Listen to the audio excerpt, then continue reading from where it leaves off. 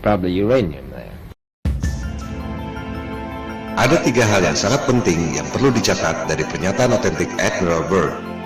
Pertama, Antartika kaya sumber daya alam. Ada batu bara, minyak, dan kemungkinan uranium. Kedua, ada wilayah sebesar Amerika Serikat yang belum pernah dilihat oleh manusia. Letaknya melampaui atau di belahan lain Antartika.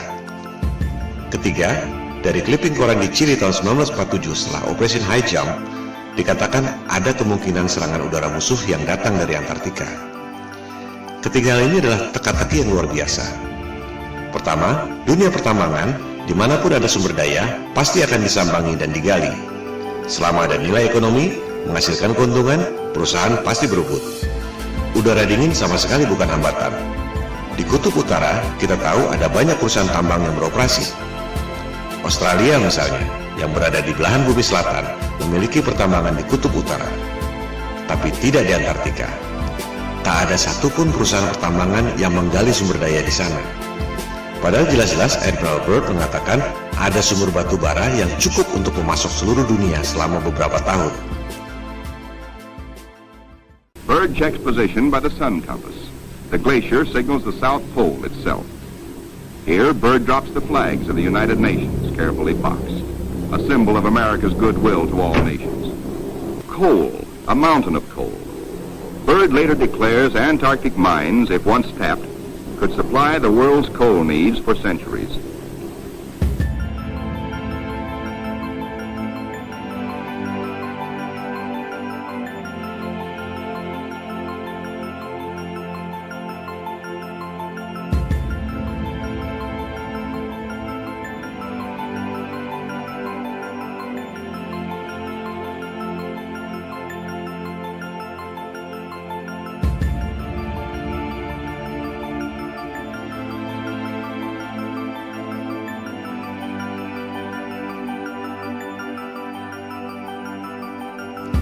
Apakah ini berkaitan dengan pernyataannya bahwa ada kemungkinan serangan udara musuh dari Antartika?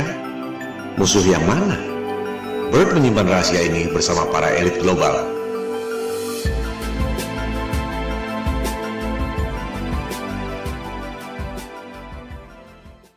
Kedua, dikatakan ada wilayah sebesar Amerika Serikat yang belum pernah dilihat oleh manusia, letaknya beyond, on the other side, Antartika. Jelas sekali ia tidak bicara dengan menggunakan peta bumi globe. Sebab, jika terbang melewati Antartika, seharusnya kembali pada 3 benua yang terletak di selatan. Apakah Australia, Amerika Selatan, atau Afrika Selatan? Tapi Byrd mengatakan, jika kita terbang melewati Antartika, justru sampai ke benua lain yang belum pernah dilihat oleh manusia. Tak mungkin jika menggunakan peta globe. Sekali lagi, Admiral Byrd adalah tokoh yang kredibel. Admiral termuda sepanjang sejarah militer Amerika Serikat, pemegang Medal of Honor. Dan kita semua melihat dan mendengar sendiri dari mulutnya, bukan berita hoax atau salah terjemahan. Artinya, informasi ini adalah data yang kredibel, bahwa jika kita melewati Antartika, kita akan menemukan dunia lain, benua yang belum terpetakan. Pada peta bumi datar, yang dipetakan memang hanya sebatas tembok es Antartika yang mengelilingi bumi datar. Tak ada yang tahu apa yang ada di seberang tembok es itu. Kebanyakan orang berpikir bahwa di tembok es itu ada kubah celestial yang tidak kelihatan. Tapi, menurut Byrd, masih ada benua lain di seberang sana. Apakah ini berkaitan dengan pernyataannya tentang ancaman serangan udara musuh dari belahan Antartika? Yang sangat menarik, di Library of Congress, Perpustakaan Kongres Amerika Serikat, Anda dapat menemukan peta seperti ini. Peta itu ditemukan di sebuah kuil di Jepang yang dibuat sekitar 1000 tahun lalu. Kita lihat, yang bulat di tengah itu adalah peta bumi datar, yang juga merupakan logo PBB. Lingkaran putih adalah tembok es Antartika. Di bagian luarnya ada lusinan benua-benua sebesar Amerika. Apakah ini yang dimaksud oleh Admiral Byrd? Kalaupun benar, apakah benua-benua itu ada penghuninya? Manusia atau bukan? Itukah yang dimaksud Byrd sebagai kemungkinan serangan udara musuh dari belahan Antartika? Jangankan pergi ke bulan, Mars, atau Jupiter. Di belahan selatan bumi saja masih banyak yang tidak kita ketahui.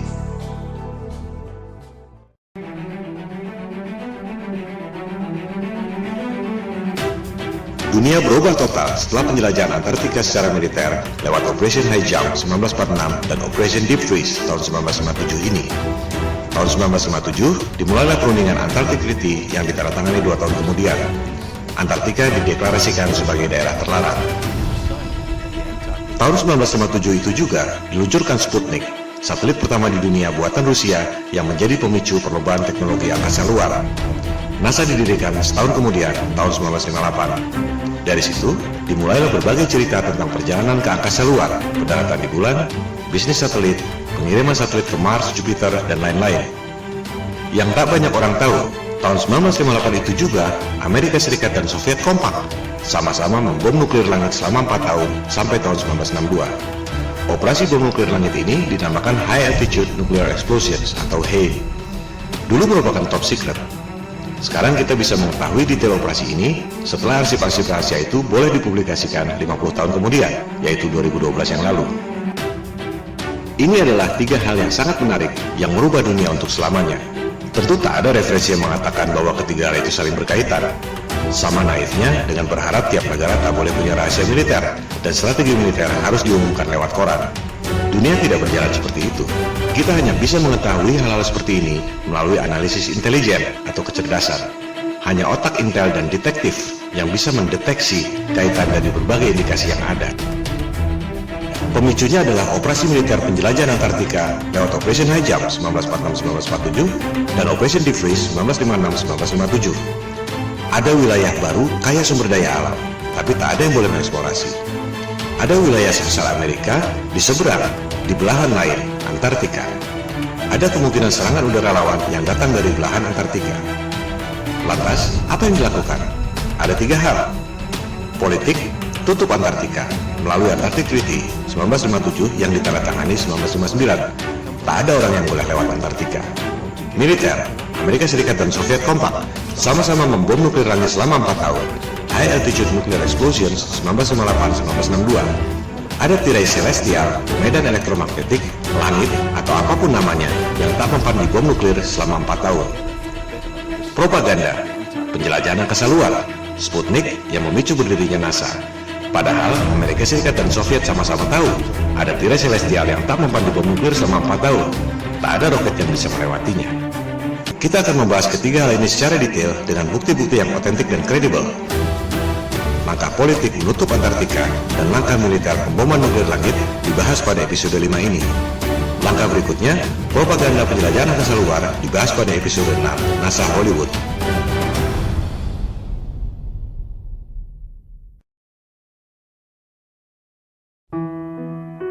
Kita mulai dengan langkah politik, menutup Antartika dari seluruh warga dunia lewat Antarctic Treaty 1959. Antartika berada di bawah pengawasan 12 negara, yaitu Amerika Serikat, Soviet atau Rusia sekarang, Inggris, Prancis, Jepang, Belgia, Norwegia, dan 5 negara di belahan paling selatan dunia, Australia, New Zealand, Argentina, Chili, dan Afrika Selatan. Ini adalah skandal. Semua negara boleh punya rahasia militer dan daerah terlarang. Area 51 atau Pentagon misalnya, atau Istana Negara, sudah pasti orang tak boleh terbang melintasi daerah itu tanpa izin. Tapi bukan berarti tak boleh melintasi satu benua Amerika. Melarang orang melewati satu benua adalah bukti bahwa dunia ini adalah panggung yang dikuasai oleh segelintir dalang. Dunia adalah milik seluruh warga berdasarkan prinsip kesetaraan. Tak ada yang boleh menjadi polisi dunia. Sebab kekuasaan itu cenderung korup dan kekuasaan yang mutlak secara mutlak pasti akan korup. Warga dunia berhak untuk tahu ada apa sebenarnya di Antartika. Jika bumi ini berbentuk bola dan di seberang Antartika adalah belahan bumi kita juga, semua warga berhak untuk tahu. Jika ternyata di seberang Antartika ada dunia lain yang belum pernah dilihat oleh manusia, seperti yang dikatakan oleh Admiral Byrd, warga dunia pun berhak untuk mengetahuinya. Maka kita kembali pada Flat Earth Challenge di awal episode 1. Kita tak perlu buang waktu berdebat kusir soal bentuk dunia. Silakan terbang lintasi Antartika. Anda tak akan dapat melakukannya. Yang dimaksud di sini adalah terbang melintasi Antartika, bukan camping atau terbang di pinggiran. Banyak tur atau camping di pinggiran Antartika. Bukan itu yang dimaksud. Lebih lucu lagi, peserta tur Antartika diminta untuk tidak memotret horizon secara langsung, tapi harus melalui kaca cembung, fish eye lens, agar horizonnya kelihatan lengkung. Ini juga bukti bahwa ada hal yang disembunyikan. Horizon di Antartika kelihatan sekali lurus dan datar, tapi hanya boleh dipotret dengan kaca fish eye agar kelihatan lengkung. Tak ada yang bisa keliling dunia lewat selatan melintasi Antartika. Apa yang disembunyikan di sana? Apa dasarnya 12 negara punya hak lebih dari negara-negara lain di dunia? Di mana itu jargon hak asasi manusia dan demokrasi yang selama ini mereka dengung-dengungkan? Yang ada hanyalah kartel, oligopoli, homo homini lupus. Manusia adalah serigala bagi sesamanya. Ini yang membuat topik flat earth booming secara eksponensial sejak November 2015. Jika semua orang lama-lama sadar, satu kebohongan ini akan membongkar kebohongan-kebohongan lainnya. Seperti batu kerikil yang bikin jatuh raksasa. Elit global mulai terpojok, jumlah mereka hanya sedikit, tak ada yang bisa melawan people power. Maksud dari pemaparan ini adalah membangkitkan kesadaran. Silakan sebarkan, silakan lakukan riset sendiri, silakan buat video sendiri dan tayangkan. Jangan berharap mereka akan mengakui. Standard operating prosedurnya adalah bantah, bantah, dan bantah. Jika Anda memposting soal flat earth, jangan kaget jika Anda dihina dan dipermalukan seperti orang yang paling bodoh di dunia. Saran saya, tak perlu ladeni debat kusir. Cukup fokus pada 3 hal, pembuktian secara angka dan fisik. Perhitungan matematik gravitasi, perhitungan matematik gerhana, dan fisik melintasi Antartika. Skakmat.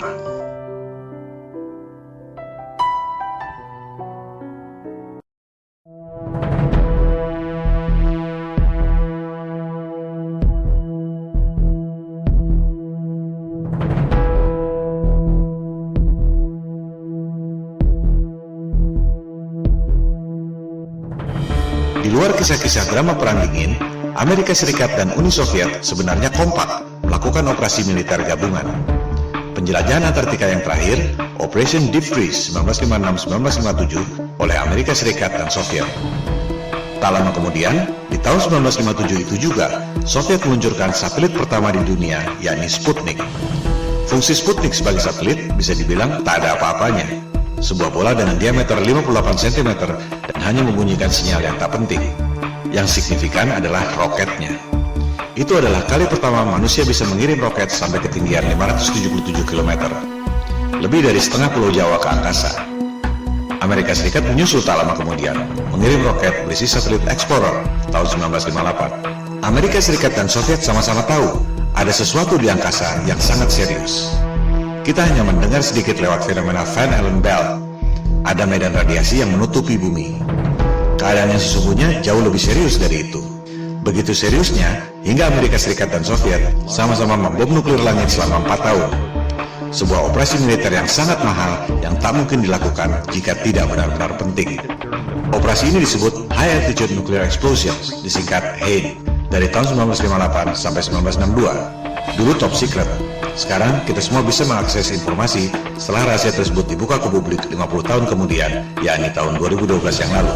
Kita bisa mengetahui nama operasinya masing-masing, tempatnya, waktunya, dan kekuatan bomnya. 1000 kali lebih dahsyat dari bom atom Hiroshima dan Nagasaki. Ini menunjukkan betapa seriusnya persoalan tersebut. Kita perhatikan nama-nama operasinya. Operation Dominic, Operation Fishbowl. Kita pahami dulu apa maksudnya. Melalui teknologi roket yang bisa mencapai ketinggian 577 km, Amerika Serikat dan Soviet sama-sama tahu bahwa ada tirai alias kubah celestial yang menutupi bumi. Kubah yang tidak kelihatan, tapi memiliki radiasi yang mematikan. Seperti perisai elektromagnetik dalam film Star Trek. Bahkan disebut impenetrable, tak dapat dilewati. Sungguh mengherankan, orang sampai sekarang masih percaya bisa pergi ke angkasa luar. Padahal jelas-jelas disebut ada perisai alami yang tak dapat ditembus. Ini yang dulu dikatakan oleh Ibnu Sina 1000 tahun yang lalu sebagai solid but transparent spheres, dan yang dikatakan oleh Nikola Tesla 100 tahun lalu sebagai celestial spheres. Untuk mudahnya, kita sebut saja kubah celestial atau kubah bumi. Elit global merasa kita ini seperti ikan dalam akuarium. Mereka mau menghancurkan akuarium itu dengan bom nuklir. Oleh sebab itu, operasinya disebut Operation Fishbowl.